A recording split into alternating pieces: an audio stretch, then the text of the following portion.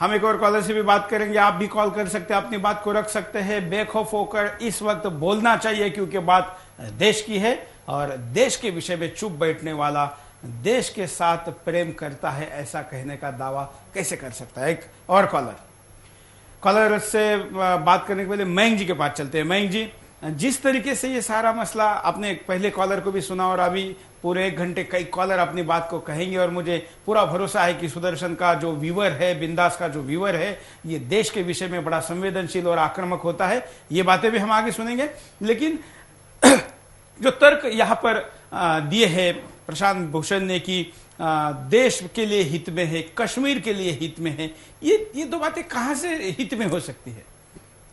ये इनकी आइडियोलॉजी के हित में है, इनकी विचारधारा एक विशेष प्रकार की, इनके अंदर एक परवर्जन है। और ये ऐसा मानते हैं कि जो भारत है ये एक देश नहीं है, इसमें कई नेशनैलिटीज हैं। और ये इसीलिए जो सब कॉन्टिनेंट, उप महाद्वीप, जो वर्ड यूज किया था कम्युनिस्टों ने भारत के लिए, वो इसीलिए यूज किया था कि इसमें बहुत सारे देश हैं, एक देश नहीं है। तो उप महाद्वीप, ये भारतवर्ष है, इसका नाम हमेशा से भारतवर्ष है, लेकिन कम्युनिस्टों ने इसका नाम क्या रखा? उप महाद्वीप। उसका नाम रखा सब कॉन्टिनेंट, मतलब बहुत सारे देश हैं इसके अंदर। तो इसी तरह इन्होंने कहा कि कश्मीर जो है वो चाहते हैं कि वो वहां के लोगों को जो कश्मीर वैली में एक एटमॉस्फेयर है, उसका ये फायदा उठाकर उनको ये उकसाते हैं। उनको समझाने के बजाय, उनको मुख्य धारा में जोड़ने के बजाय ये उनको उकसाते हैं। और जो हमारा मीडिया, जो आपने बोला कि इन्होंने ऐसी स्टेटमेंट दी मीडिया के सामने, तो क्यों किसी चैनल ने उस स्टेटमेंट को नहीं दिखाया? तो हमारे मीडिया के अंदर भी बहुत सारे इसी विचारधारा के लोग हैं जो कि इन बातों को सेंसर करते रहते हैं और ठीक से बताते नहीं हैं। इन्होंने समय समय पर ऐसी बातें कही हैं। इन्होंने जब दंतेवाड़ा का मैसेकर हुआ, 76 पुलिसमैन मारे गए, तो इन्होंने सिक्योरिटी फोर्सेस के खिलाफ कहा। इन्होंने सिक्योरिटी फोर्सेस, आर्मी और भारत की जो सिक्योरिटी फोर्सेस लड़ती हैं, उनके लिए इनके अंदर सिंपैथी नहीं होती है। इनके जो ह्यूमन राइट्स हैं, ये बेसिकली अपने आप को एक ह्यूमन राइट्स एक्टिविस्ट कहते हैं। Human rights activist KPS Gill कहते हैं कि बहुत सारे ह्यूमन राइट्स एक्टिविस्ट ऐसे हैं जो कि टेररिस्ट के राइट्स की बात करते हैं। ये भी उसी कैटेगरी को बिलोंग करते हैं। ये केसेस किसके लिए लड़ते हैं? इंडियन मुजाहिदीन के लिए लड़ते हैं। इनकी सिंपैथी कहां है? माओवादियों के साथ। इनकी सिंपैथी किधर है? कश्मीर के जो टेररिस्ट हैं उनके साथ। तो ये लगातार आप प्रशांत भूषण और कश्मीर, ये 3 वर्ड्स गूगल में डाल दीजिए और देखिए कि किस प्रकार के इनके स्टेटमेंट्स कश्मीर को लेकर हैं। बिल्कुल, हम इंटरनेट देखने वाले और इंटरनेट पर बैठने वाले लोगों को कहेंगे कि इस कार्यक्रम से भी ज्यादा जानकारी आपको मिलेगी। आप वहां पर गूगल में डालिए या किसी भी सर्च इंजिन में डालिए जो मयंक जैन जी ने कहा। एक और कॉलर से बात करते हैं। कई एसएमएस भी आए हैं और कई कॉलर भी हमसे बात करना चाहते हैं। कॉलर से बात करते हैं। हेलो, शायद कॉलर से संपर्क नहीं हो पा रहा। हम कॉलर को कहेंगे कि जो सूचना कंट्रोल रूम से आपको कॉल लगने के बाद दी जाती है, उसका आप पालन करेंगे तो ज्यादा आसानी से अपनी बात को रख पाएंगे। कॉलर से भी बात करते हैं, लेकिन कॉलर से बात होने तक एक एसएमएस लेते हैं। एसएमएस आया है बड़ोदरा से। वर्षा पटेल एसएमएस करके कह रही है कि यह टीम अन्ना के नहीं, तीस्ता सीटरवार टीम के मेंबर है, इसको नहीं भूलना चाहिए। तो ये भी इसका मतलब प्रतिक्रिया सब तरीके से आने लगी है। एक कॉलर से बात करते हैं। नमस्कार। Hello sir. हाँ बोलिए। आपने जो ये विषय रखा है, हाँ, तो उसके लिए आपको दिग्विजय का भी नाम साथ में रखना चाहिए था। वो तो उस पर कर चुके हैं। दिग्विजय तो इस विषय के हीरो है, लेकिन जो खलनायक है उनके लाइन में अब हीरो जाने लगे, इसलिए इनको भी लेना पड़ा।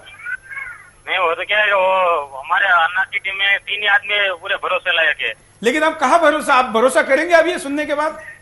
नहीं, इसके बारे में नहीं। अरविंद केजरीवाल और अन्ना और किरण बेदी, 3 के अलावा और किसी लोग भरोसे के लायक ही नहीं है।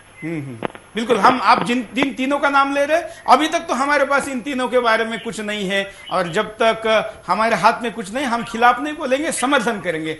मेरे पास जब तक इनके खिलाफ जानकारी नहीं थी तो हमने आज तक इनके खिलाफ कभी कार्यक्रम नहीं किया था, लेकिन जब वीडियो सामने है तो वो तीनों के अलावा किसी पर भरोसा नहीं करना चाहिए देश को, मैं ये कहना चाहता हूँ। बिल्कुल सही कहा आपने, धन्यवाद। एक और कॉलर के पास चलते हैं।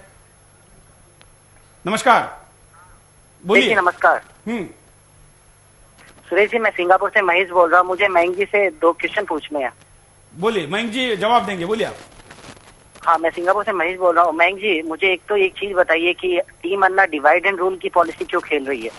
पहले तो वो बुखारी जब बोलते हैं कि वो वंदे मातरम नहीं बोलेंगे तो वो उनको मनाने जाती है, और जब जब राष्ट्रीय स्वयंसेवक बोलता है कि हमने आंदोलन को सपोर्ट किया तो वो उनके खिलाफ बोलती है। वो बोलती है कि सेवक अपने मर्यादा में रहे, वो गुजरात के दंगों क्यों नहीं देखते? क्या team Anna divide and rule policy नहीं खेल रही जो कांग्रेस खेलती है? आपका इस बारे में क्या रुख है वो हमें बताइए। देखिए, टीम अन्ना को आप प्रशांत भूषण और स्वामी अग्निवेश से अलग करके नहीं देख सकते। जो स्वामी अग्निवेश पहले एक्सपोज हो चुके हैं और अब प्रशांत भूषण लोगों को पता चल रहा है कि किस प्रकार की विचारधारा वो रखते हैं। ये लोग एडवाइस कर रहे हैं अन्ना को, आप ये ध्यान रखिए। जब भी उनको कोई रिएक्शन देना होता है तो उसमें प्रशांत भूषण, जैसे आर्म फोर्स स्पेशल एक्ट के बारे में भी आपने देखा होगा कि नॉर्थ ईस्ट में जो मणिपुर में एक लेडी उपवास कर रही है लगातार बहुत समय से, शर्मिला, उसको लेकर भी ये जोर डाला जा रहा है अन्ना के ऊपर कि आर्म फोर्स स्पेशल एक्ट आप हटाइए और आप वहां जाइए। तो इस प्रकार की जो ये सारे कम्युनिस्टों का जो जमघटा लग गया है अन्ना हजारे के चारों तरफ, वो खतरनाक है। तो अभी जैसे इसमें जो अन्ना हजारे की छवि है वो कैसी रहती है आप बताइए? फिर अन्ना हजारे इन लोगों से किनारा क्यों नहीं करते? वो अच्छे लोगों को, राष्ट्रवादी लोगों को समर्थन क्यों नहीं करते हैं?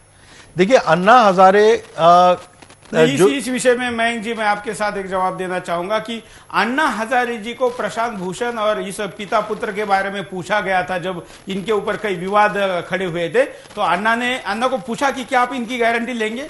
तो अन्ना का ये वीडियो भी हमारे पास है जिसमें अन्ना ने कहा है, सब मीडिया ने भी चलाया है, कि मैं किसी की गारंटी नहीं लूंगा, इनसे तो मेरा 2 महीने पहला ही परिचय है, ये पहले अनशन के समय की बात है, मैं अपनी सिर्फ गारंटी ले सकता हूं, बाकी तो मेरे साथ भीड़ आ रही है, मैं कई लोगों को जानता तक नहीं हूं।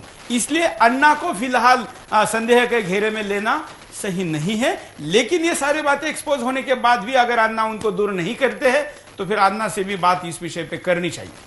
एक बात मैं बिल्कुल मैं आपकी बात है बिल्कुल सहमत हूं। धन्यवाद। हाँ, एक और कॉलर से बात करते हैं। कई कॉलर आज अपनी बात को रखना चाहते हैं। नमस्कार, बोलिए। हेलो। हेलो। हाँ, बोलिए। हेलो, नमस्कार। हाँ, नमस्कार। मैं सूरत से बोल रहा हूँ। हाँ, ये प्रशांत जी ने जो किया है, हाँ, दोस्त तोड़ने वाली बात, इनको जम्मू कश्मीर में शूट कर देना चाहिए। हाँ, ये देश तोड़ने वाली बात की है उन्हें, उसको डायरेक्ट फांसी दे देनी चाहिए जम्मू कश्मीर में। बिल्कुल। आप सूरत से बोल रहे हैं? कांग्रेस है। सूरत से बोल रहे हैं कि ये तो ऐसा तो नहीं बोलती कि भाई जम्मू कश्मीर को निकाल दो ऐसा। बिल्कुल, धन्यवाद। हमारे पास एक सूरत से और एक एसएमएस है।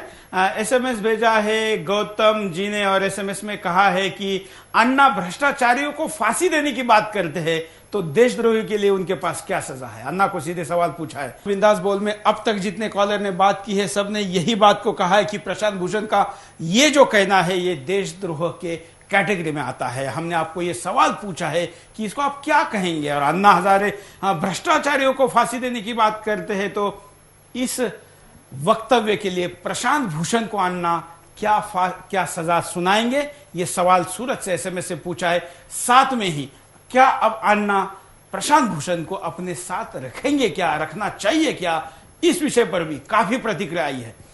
एक कॉलर से बात करते हैं, देखते हैं क्या कहना चाहते हैं। हेलो, नमस्कार, बोलिए। हेलो। हेलो। हाँ, बोलिए।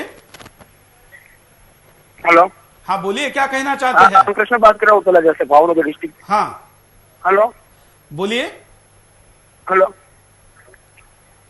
हेलो। हाँ, आप जुड़े हुए हैं, बोलते रहिए। ये पूछना चाहता हूँ, हाँ, ये व्यक्ति आधारित राजनीति कब तक चलेगी? जरा दोबारा बोलिए।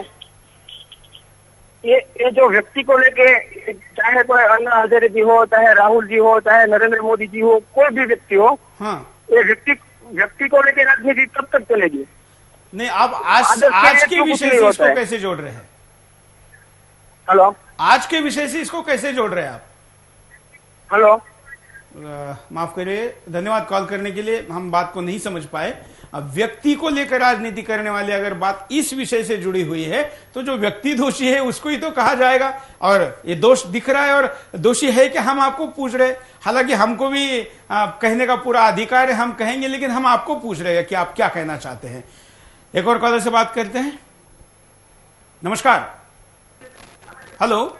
हेलो। हाँ बोलिए। हेलो। हाँ नमस्कार। नमस्कार।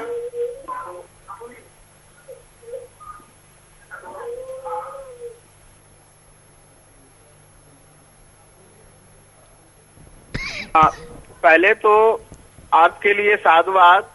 आपने एक बहुत अच्छा विषय देश के सामने रखा है। हाँ। हेलो। हाँ बोलते रहिए।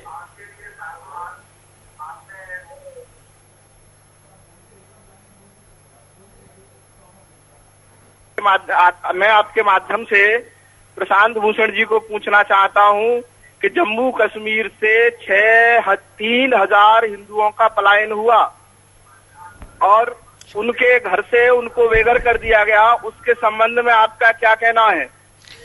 और जम्मू कश्मीर के विषय में निर्णय लेने वाले आप कौन होते हैं? ये भारत माता का अंग है। यदि किसी की आंख कश्मीर की तरफ उठेगी तो ये देश की जनता उनकी आंखों को फोड़ने के लिए समर्थ है। धन्यवाद। शायद ये आंकड़ा जो आपने 3,000 का कहा, यह आंकड़ा 3,000 का नहीं, 4 लाख घरों का है। बड़ी आबादी का आंकड़ा है। एक और कॉलर से बात करते हैं, देखते हैं वो क्या कहना चाहते हैं। हेलो। शायद कॉल डिस्कनेक्ट हुआ है। हम शायद तकनीकी कारणों से कॉलर से ठीक से बात नहीं कर पा रहे, लेकिन मयंक जी के पास चलते हैं। मयंक जी, जिस तरीके से लोग प्रतिक्रिया दे रहे हैं, देश विदेश के भी कॉल आए हैं, क्या कहेंगे? देखिए, जो अभी जो कॉल आया उसमें उन्होंने एक बात बोली, बहुत ही जरूरी बात, उन्होंने बहुत ही आवश्यक बात बताई। वो कहना चाह रहे थे कि कश्मीर से वास्तव में अगर किसी का ह्यूमन राइट्स का वायलेशन हुआ है तो वहां के पंडितों का हुआ है। जो कश्मीरी हिंदू हैं, 4 लाख हिंदू इस वक्त कश्मीर से पलायन कर चुके हैं और वो जगह जगह भटक रहे हैं, चाहे दिल्ली में भटक रहे हो, चाहे देश के अन्य भागों में भटक रहे हो या विदेश में भटक रहे हो। तो एक रिफ्यूजी की तरह अपने ही देश में उनको रहना पड़ रहा है। और एक भी ह्यूमन राइट्स एक्टिविस्ट कभी भी किसी पंडित के विषय में यह मुद्दा नहीं उठाता है। और जिन लोगों ने उनको भगाया, जिन लोगों ने ऐसी परिस्थितियां पैदा करी, उनके लिए प्लेबिसाइड कराने की बात करते हैं। तो प्रशांत भूषण इलेक्शन करवाना चाहते हैं, वहां पर एक रेफरेंडम कराना चाहते हैं, प्लेबिसाइड कराना चाहते हैं और उन लोगों की राय लेना चाहते हैं, कश्मीर के वैली के लोगों की। लेकिन क्या कभी उन्होंने कश्मीर के पंडितों से राय मांगी? ये भी देखिए कि राय किस विषय की लेना चाहते हैं। राय इस विषय की कि आप भारत के साथ रहना चाहते हैं कि नहीं रहना चाहते, इस विषय की राय लेना चाहते हैं। और राय लेने की जरूरत क्या है? वहां के लोगों ने लोकसभा के लिए वोटिंग किया है, विधानसभा के लिए वोटिंग किया है, अभी अभी वहां पर पंचायत के चुनाव में बड़ी मात्रा में वोट हुआ है। वहां तो बंदूक के नोक पर अगर आप किसी को पूछेंगे कि भारत के साथ रहना चाहते हो या अलग रहना चाहते हो, तो वो तो हो सकता है कुछ लोग इस बात को कहे, लेकिन जो बात साबित हो चुकी है, वहां के लोग देश से प्यार करते हैं वो, और वहां पर वोटिंग करने की बात जो कि भारत के घटना के विरुद्ध है, ऐसा क्यों कहना चाहते हैं? कल अगर कोई ये कहेगा, महाराष्ट्र में जो महाराष्ट्र वाली बात चल रही है, राज ठाकरे और कह रहे हैं कि 26% रेवेन्यू देश का अकेले मुंबई से आता है और 2.25% केवल मुंबई पे खर्च होता है, तो देश को सबसे ज्यादा पैसा मुंबई देती है, तो मुंबई को एक अलग देश कर दो, क्योंकि सबसे ज्यादा पैसा यहां रहेगा, हम दुनिया के गिने चुने देशों में अग्रणी हो जाएंगे। और हो सकता है कि बुद्धि भेद के आधार पर कुछ इसका अभियान चलाया जाए तो कुछ लोग इसकी मांग भी करें। तो क्या ऐसे मांग का समर्थन होना चाहिए? नहीं, इस देश के किसी भी एक व्यक्ति को पूछकर उसका वोट करने की जरूरत नहीं है। जो देशद्रोही लोगों का मन परिवर्तन कर या उनको धमका कर ऐसा करने की बात करते हैं, उनको सीधे गोली मारनी चाहिए।